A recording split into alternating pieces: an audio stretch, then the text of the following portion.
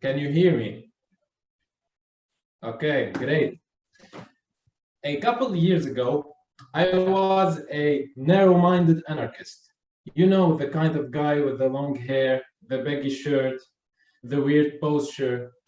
I used to think that I have the answers for everything, that logic is above all. And emotions are just an excuse for people to get away with things. I used to think that rules are weakness and that you only get what you need by disobeying.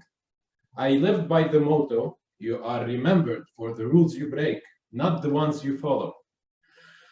I resisted rules, so I did not get along with others. And not getting along with others made me resist rules. It was a vicious cycle. It made me restless and anxious. I wish I knew before what I am going to share with you tonight. It would have saved me so much trouble. Listen before you speak, or in other words, seek to understand before being understood. Obviously, during that period, I had a lot of funny and embarrassing incidents. Here's one of them. During Christmas, at someone's table, I noticed a woman with a very weird hair color.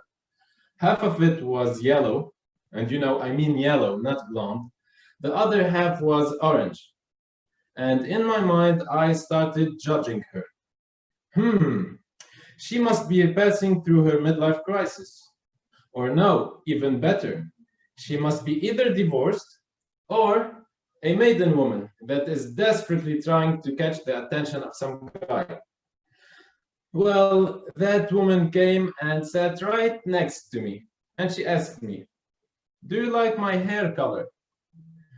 Man, right now I am so glad I did not say the truth. "Yes," I answered. "Awesome," she said. "My husband and children like it as well." Oh, so she has a family, I thought to myself. How long will that hair color last for? I asked reluctantly. I have chemotherapy next week after I was diagnosed with breast cancer, so all my hair will fall down, she replied with a broad smile.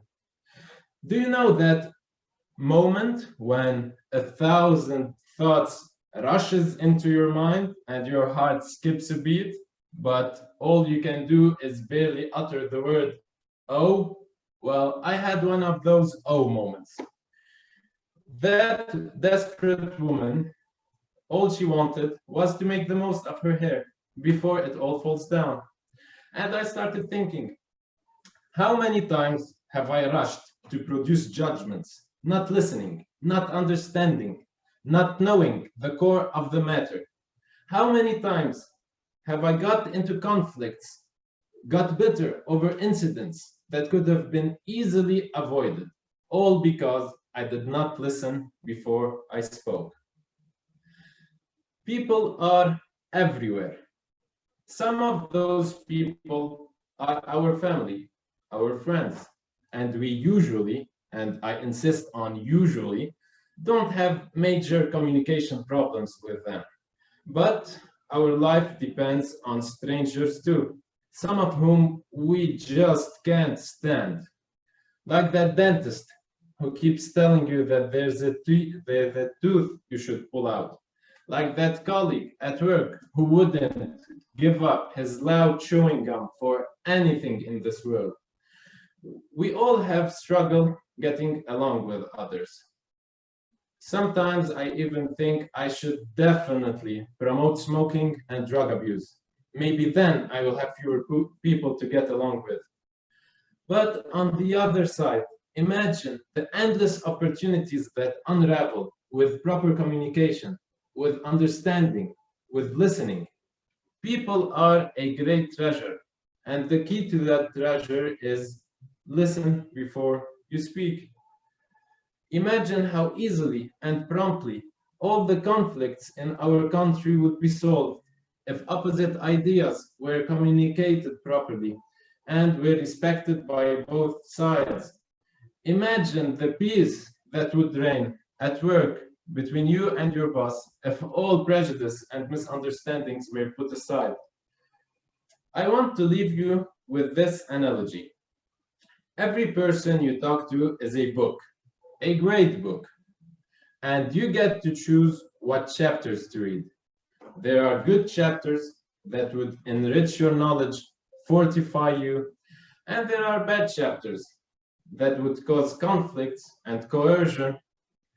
Be wise while reading the stories around you, and while navigating the human library, never forget, listen before you speak. Thank you.